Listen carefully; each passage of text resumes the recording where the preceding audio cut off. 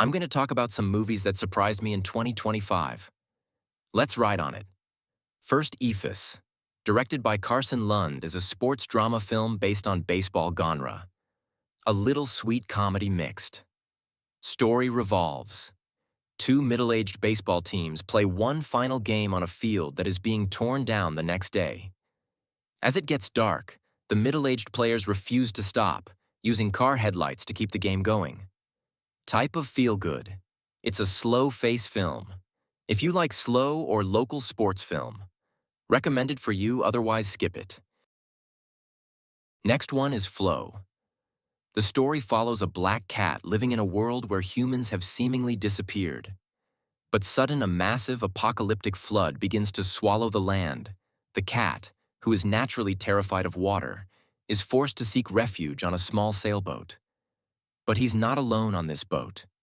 He's joined by a crew of other animals, including capybara, lemur, and others. But those are natural enemies. Now we watch how they learn to trust each other and fight with hidden danger find dry land.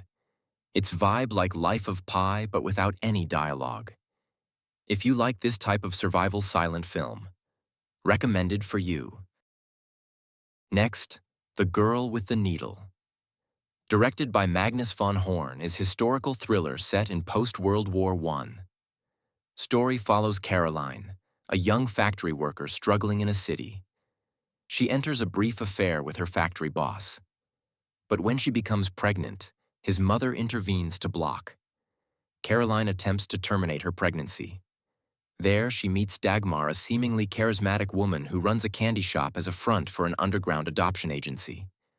Dagmar offers Caroline a job as a wet nurse. But she discovers a serial killer who killed infants. It based on true story. If talk about cinematography, the high contrast black and white theme giving it gothic vibe. If you like to watch, just go for it. Next, Presence. Directed by Steven Soderbergh. Presence. Psychological drama horror film. Story follows a family move into a suburban home to get a fresh start. But they aren't alone. The movie plays out as a psychological drama, while the family deals with external pressures. Unique about this entire film is shot from the first-person perspective of the spirit. It relies less on jump scares and more on voyeuristic dread. You definitely should try this. Next, Train Dreams. Directed by Clint Bentley, is a silent meditative drama film. Story follows Robert, who is alone in world and work, logging giant redwoods and building the railroads that would connect a growing nation. His life finds meaning when he meets and marries Gladys. They start a humble life in a cabin in the Idaho woods with their young daughter. However, while Robert is away at a logging camp, a massive forest fire sweeps through the valley, destroying his home and taking his family.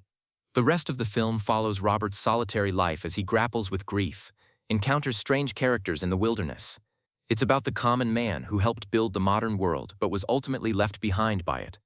It's a quiet movie, very atmospheric, with beautiful cinematography. If you haven't watched it yet, give it a try. Next, Sentimental Value.